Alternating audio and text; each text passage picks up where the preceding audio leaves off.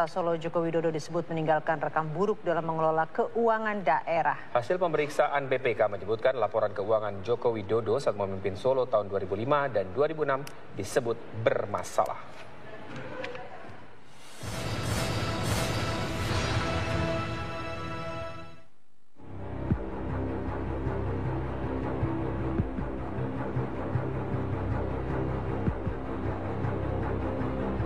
Tak hanya meninggalkan rekam buruk mengelola kas daerah DKI Jakarta, jejak pembukuan Joko Widodo saat memimpin Surakarta diketahui juga bermasalah.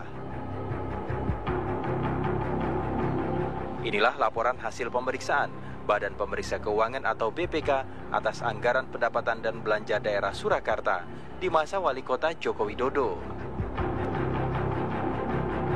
Dalam laporan keuangan Kota Solo tahun anggaran 2005, terdapat lebih dari 12 pos anggaran yang dinilai BPK berpotensi merugikan daerah. Salah satu yang mencolok adalah pengadaan aset senilai 3 miliar rupiah. Joko Widodo disebut menerabas aturan. BPK menilai bekas wali kota Surakarta itu tak cermat dalam menjalankan dan mengawasi praktek pengelolaan keuangan daerah. Informasi dan laporan keuangan yang dibuat Joko Widodo pun dinilai keliru dan menyesatkan. Selain pengadaan aset 3 miliar rupiah ini, BPK juga mendapatkan adanya pajak reklame yang tak disetor ke kas daerah. Penggelapan belanja tidak terduga dan jatah untuk ormas.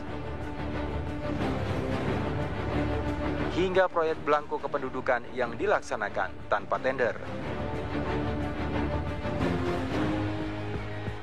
Selama Jokowi memimpin, dan mungkin saya paling banyak tahu karena ruangan saya dengan wali kota itu cuma bersebelahan. Jokowi itu kalau memimpin itu arogan, jadi tidak semacam kayak di TV-TV kalau pakai baju kayak gitu, itu tiap hari dia itu pakai dasinan, pakai jas-jasan. Dan tidak mau mengakui keberhasilan staf itu, tidak mau. Jadi menganggap bahwa yang berhasil dia, tapi kalau salah staf. Itu yang terjadi, yang saya tahu itulah. Saya pikir data tambahan, data kurangnya itulah yang saya tahu. Kan isunya Jokowi tidak terima gaji, Jokowi apalagi itu bohong. Wong Jokowi terima gaji, Bang nyodor kan saya kok yang terima kwitansinya saya kok. Jadi Jokowi itu bohong kalau ngomong dia tidak terima gaji waktu zaman jadi wali kota. Nah itu kadang-kadang pencitraan-pencitraan yang di luar kan kayak yang iya kayak gitu, tapi sama sekali tidak, karena penanggung jawab anggaran daerah, jadi yang nyodorkan itu bagian keuangan, tanda tangan, setelah bahas ini terus laporan ke saya, Pak ini Pak sudah diterima gajinya Pak Wali, sudah diterima gajinya Pak Wakil. Jadi semuanya nerima, itu bukan berarti tidak nerima. Jadi jangan sampai punya image, wah Jokowi bersih, Jokowi jujur, Jokowi ya kalau saya katakan Jokowi munafik ya.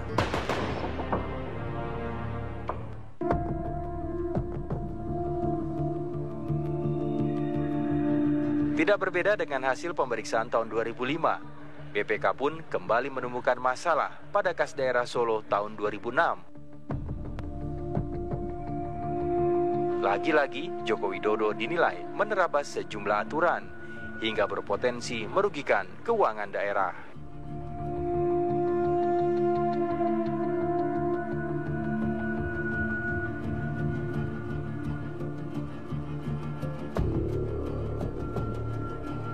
Ada salah satu staf di balai kota, dia nyimpen dana pemerintah, dalam itu dana Pemda di rekening pribadinya. Angka ini justru tahunya saya dari hasil pemeriksaan BPK. Ternyata muncul bahwa ada seorang oknum yang nyimpen dananya sejumlah 6 miliar di balai kota. Nah, waktu itu muncullah di media lokal ya, Solo Pos waktu itu, kalau salah, pada Suara Merdeka. Terus waktu itu, hari itu juga saya sebagai sekretaris daerah Pak Jokowi dan Pak Rudi, wakil wali kota, jadi wali kota dan wakil wali kota. Waktu itu juga saya diminta pertimbangan, gimana Pak terjadi begini? Langsung saya tuh jawab singkat, besok juga orang itu pecat. Sebab kalau tidak dipecat orang itu, saya dianggap itu atas perintah saya sebagai ketua tim anggaran. Tapi kalau itu tidak dilakukan sanksi, tidak diberikan hukuman, maka dianggap oleh publik bahwa itu kong kali kong antara sekretaris daerah atau wali kota. Saya waktu itu perintahkan pecat. Tapi nyatanya tidak dipecat sampai sekarang, cuma digeser. Sehingga saya itu juga ngomong waktu, kalau memang ini tidak diberikan hukuman, itu berarti ini atas izin Anda. Karena saya sebagai penanggung jawab anggarannya, saya merasa didolimi sama anak buah yang kayak gitu. Nah, tapi apa yang dilakukan oleh wali kota sampai sekarang juga ternyata tidak ada hukuman, sehingga saya meyakini bahwa itu pasti atas izin wali kota. Karena mustahil seorang staf nyimpen di rekening pribadi angka sejumlah itu. Jadi itulah yang mungkin yang saya ketahui, sehingga saya sangat tidak sependapat kalau sekarang seolah bahwa Jokowi sederhana, Jokowi bersih, Jokowi jujur. Itu hitungan saya sangat naif lah. Karena nyatanya Jokowi itu banyak mengorbankan anak buahnya.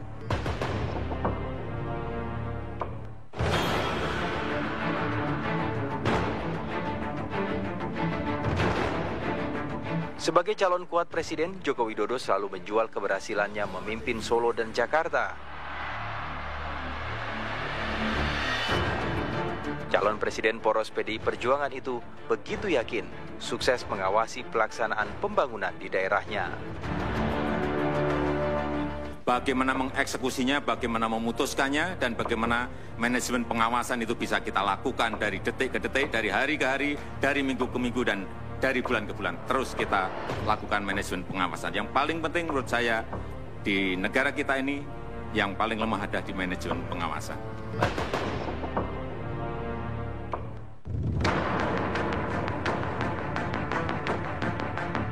Namun, gaya menggampangkan Jokowi disebut-sebut membuatnya kerap menerobos aturan, hingga muncullah celah kerugian.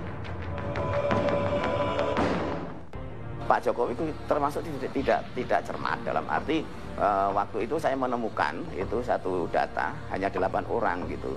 Nah, 8 orang itu 5 diantaranya ada bermasalah gitu loh.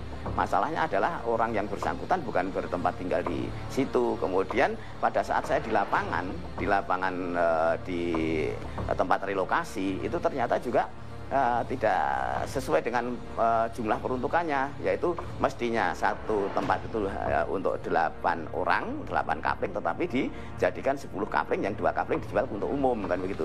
Nah, itu sudah ditandatangani Pak Jokowi dan sudah dicap, kan waktu itu. Kemudian saya bawa langsung kepada Pak Jokowi ke Loji Gandrung, ke rumah dinas, saya sampaikan, ini Pak Jokowi seperti ini, Pak Jokowi sudah tanda tangan, ya, itu gimana, kan gitu. Ketika Pak Jokowi dalam programnya Kartu Indonesia Pintar, Kartu Jakarta Pintar, di Solo saja kartu BPMKS banyak masalah sampai sekarang. Makanya kalau untuk skup Indonesia ini saya rasa itu tidak akan cocok, karena sudah ada program bantuan operasional siswa yang semua anak itu dibantu oleh pemerintah pusat tanpa melalui kartu-kartuan yang membuat ribet oleh orang tua siswa. Pemirsa, di hari jadinya ke-487, DKI Jakarta mendapat kado pahit dari Badan Pemeriksa Keuangan BPK. Pengelolaan anggaran pendapatan belanja daerah APBD selama 1 tahun terakhir ini dinilai berantakan. Temuan BPK menunjukkan ada potensi kerugian daerah dengan nilai total 1,54 triliun rupiah.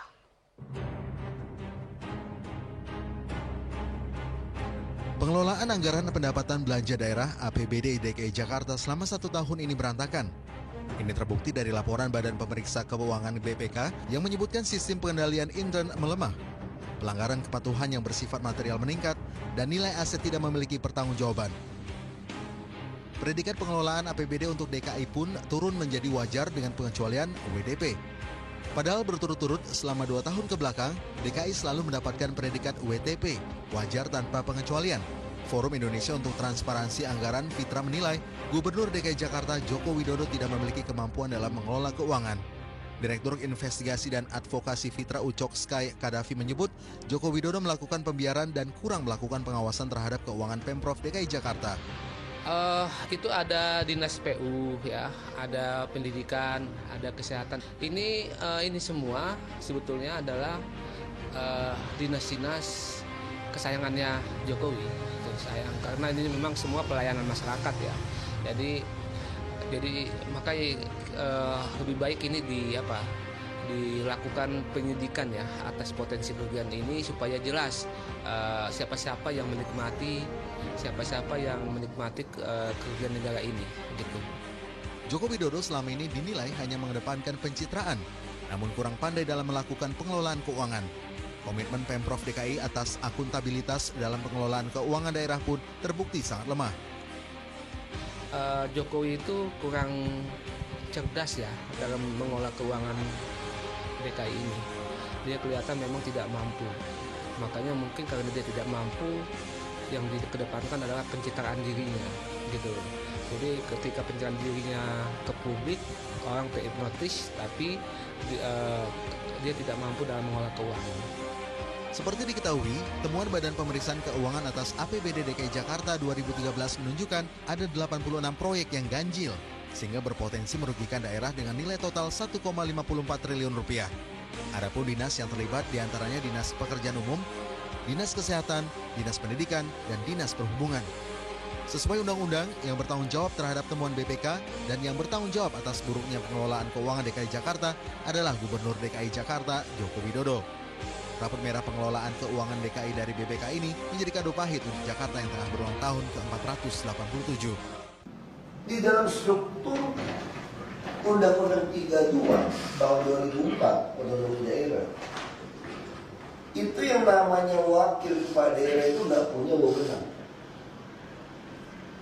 hanya ada tugas dan kewajiban. Itu banyak orang nggak ngerti. Nah, kalau saya nggak punya wewenang, bagaimana bisa tuduh saya? Betul tadi logika.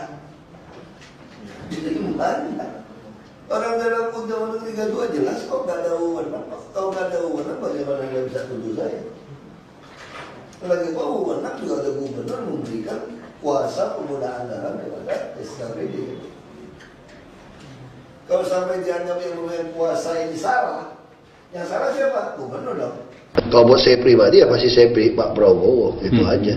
Ya kan kita udah bilang kan bahwa kalau saya akan pilih Pak Prabowo karena beliau udah jelas berani memasang saya dan Pak Jokowi tanpa meminta uang mahar.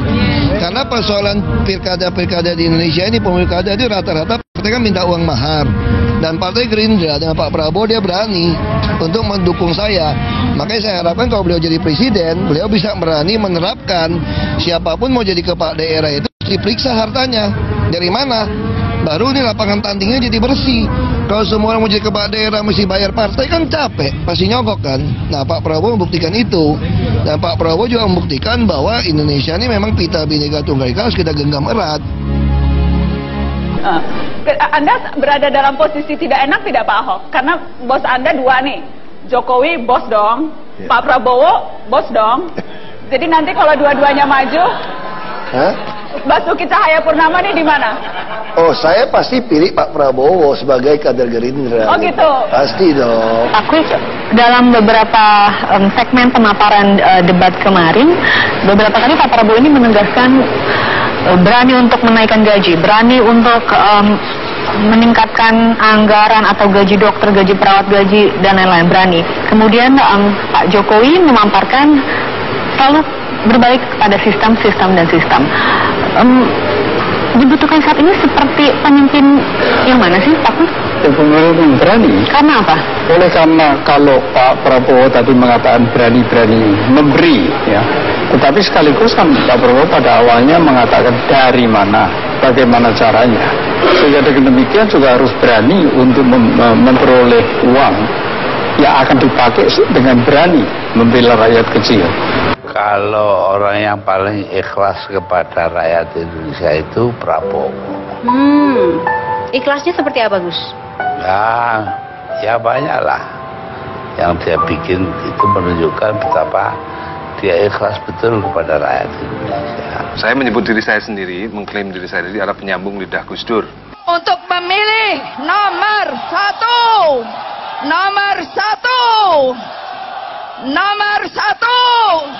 Hidup Prabowo, hidup Prabowo, hidup Prabowo. Saya percaya dengan adagium bahwa tidak ada pengikut yang jelek, hanya ada pemimpin-pemimpin yang jelek.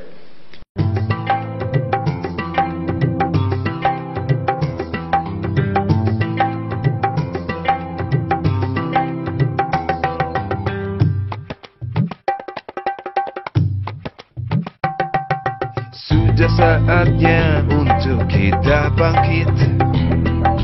Terpuruk tak boleh terlalu lama. Jangan ulang kesalahan, belajar dari pengalaman. Oh ya, oh ya. Kita butuh pemimpin yang kuat. Kita butuh pemimpin yang tegas, yang bisa bawa bangsa ini menjadi bangsa nomor satu. Sekarang atau tidak sama sekali. Sekarang atau tidak sama sekali. Inilah satu-satunya kesempatan kita untuk jadi bangsa yang besar dan ditakuti, bangsa yang disegani, dihormati. Saya Prabowo Subianto. Kita harus memiliki pemerintah yang bersih, yang kuat. Indonesia harus kuat, aman, sejahtera, adil, makmur. Kalau bukan sekarang, kapan lagi?